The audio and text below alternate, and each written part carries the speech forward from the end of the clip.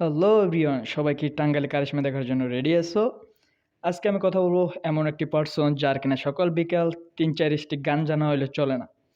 So hello everyone, this is Alpha Target এবং Alpha Target কখনো miss হয় না। लेकिन एक सेकंड 2 কোটি টাকা বাজেট করছিলাম সকালে নাস্তা করবার লিগা, কারণ এগুলা গরিবেরা খাইতে পারতো না। হাতে ২ রিয়ালের একটা চা নিয়া তারপরে ২ কোটি টাকা। আচ্ছা ভাইয়া, ২ কোটি টাকায় ৫০,০০০ টাকা আর কয়টা বান্ডিল হয় এটা কি আপনি সঠিক বলতে পারবেন? আচ্ছা ২ রিয়াল তো বাদ দিলাম, ওটা তো রং চা তো ১ রিয়াল কইরা।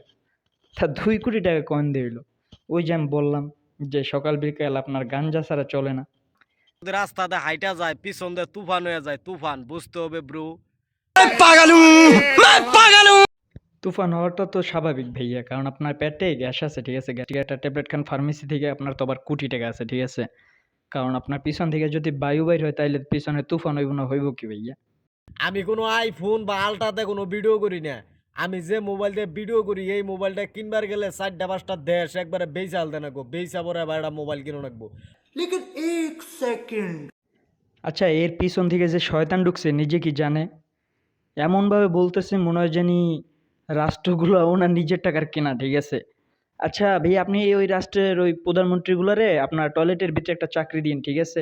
টাঙ্গাইল ডিস্ট্রিক্টের পোলাপানে সকালে মনে করলি যে বনের রাজা সিংহ তুই একটা কুরফানি কইরা পরে আমাকে টাঙ্গাইলের পোলাপানে সকালে দাঁত ব্রাশ করে।